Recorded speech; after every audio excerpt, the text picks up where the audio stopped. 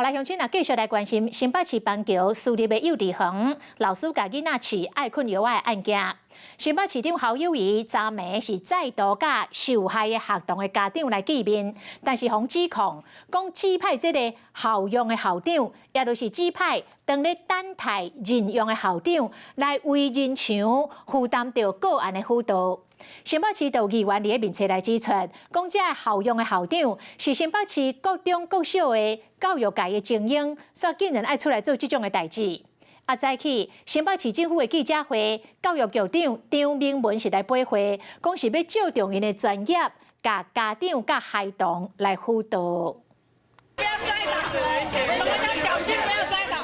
将砸车抗议民众甲动落来，和新北市长侯友宜坐车会使顺利驶走的人，听讲毋是随护，嘛毋是保镖，是校用的校长。新北市政府昨暝针对敢若是饲药案件，甲家长一对一座谈，市长侯友宜亲身出席沟通。点过新北市民进党的议员林炳佑伫面册有铺一张群组对话图。新北市政府发出消息，和群组所有成员，请大家6月10日下晡5点到基隆国小会议室集合，指派工作像讲人墙8人。爱伫市长的边仔男女各4个人，请个案的辅导员尽量甲出席的家长见面沟通等等。校用校长煞用来保护校友员。基本上我们的后用校长都是在教育跟辅导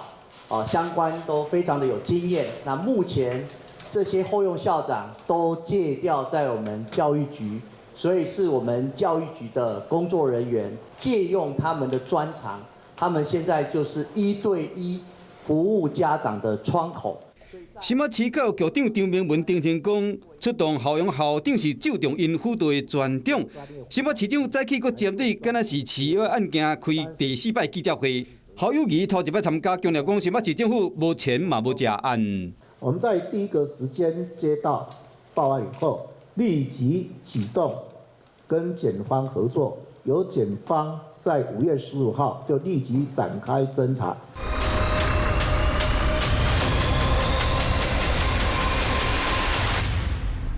到底这个药是对倒位来检调？要你调查，这个囡仔有测出苯巴比妥是巴比妥类的其中之一，是古早流传100年的抗疣型的药物，伫胃肠药、止嗽药等等会使用。但过敢是爆发这摆风波的原因，也未当断定。医学会今日嘛公布另外12位受检者验尿的结果。